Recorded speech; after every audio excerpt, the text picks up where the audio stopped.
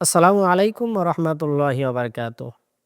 প্রিয় দিনী ভাই এবং বোনেরা, আশা করি সবাই ভালো আছেন। আজকে আপনাদের সামনে নতুন একটা ভিডিও নিয়ে হাজির হয়েছি। এই ভিডিওর মধ্যে যে বিষয়টা নিয়ে আলোচনা করব, সেই বিষয়টার শিরোনাম হলো টাকার বিনিময়ে এতেকাফ করা জায়েজ আছে কি না।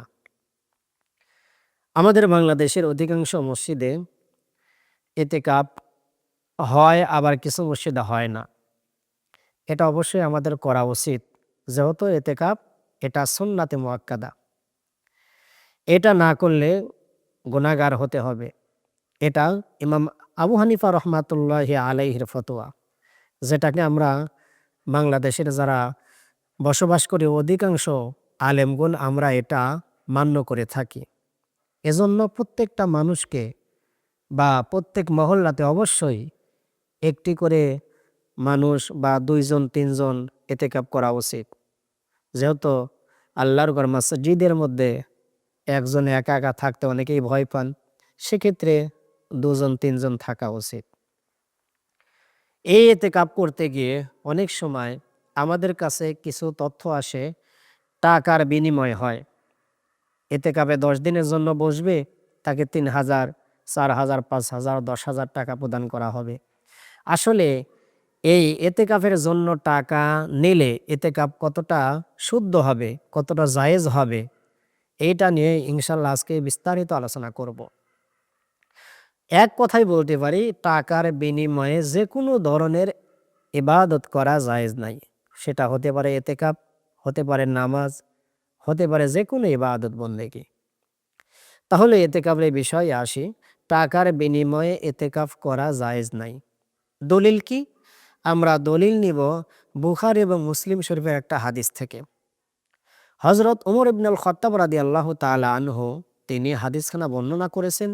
তিনি বলছেন, আল্লাহ রাসূল বলেন, ইন্নামাল আমালু বিন্নিয়াত ওয়া ইন্নামা লিইমরিইম মা নাওয়া ফামান কানাত হিজরাতুহু ইলাল্লাহি ওয়া রাসূলি ফাহিজরাতুহু ইলাল্লাহি ওয়া রাসূলি ওয়া মান কানাত হিজরাতুহু ইলা দুনিয়া ইসিবুহা আও ইমরাতিন ইয়াতাযাওয়াজুহা ফাহিজরাতুহু ইলা মা হাজারা ইলাইহি মুত্তাফাকুন আলাইহি আও কামা ক্বালা আলাইহিস সালাতু ওয়াসসালাম।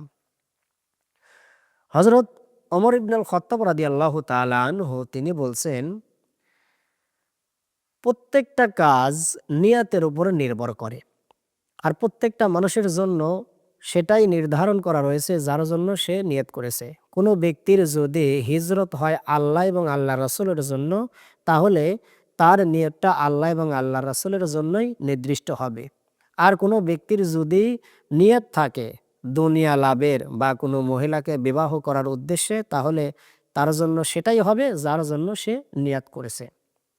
এই হাদিসের প্রেক্ষাপট আব্দুল্লাহ ইবনে মাসউদ রাদিয়াল্লাহু তাআলা আনহু তিনি নিজেই বর্ণনা করেছেন।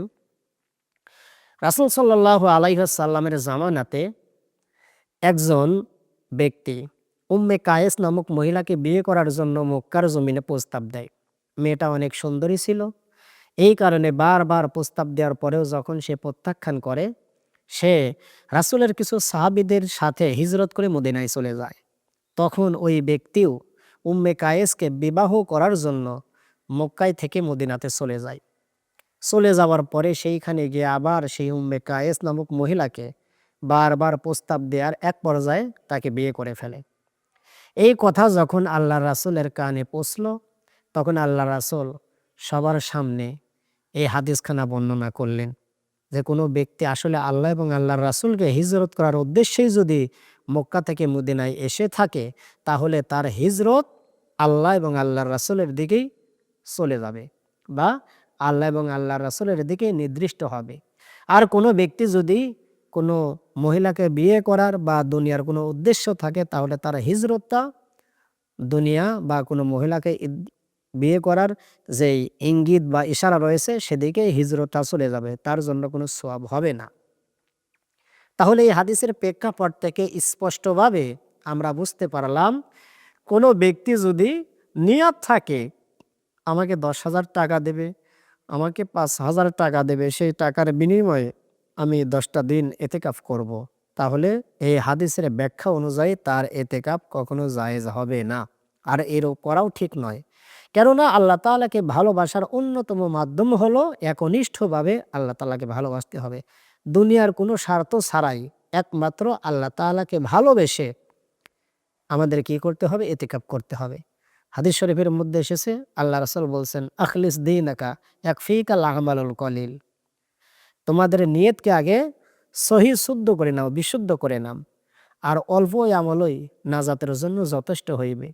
বেশি আমল করার দরকার আমাদের নাই। আমরা যদি সামান্যতম আমল করি কিন্তু সেইটা যদি ইখলাসের সহিত, খাঁটি নিয়তের সহিত আদায় করে থাকে তাহলে সেই ইবাদতটাই আল্লাহ তাআলার দরবারে কবুল হবে।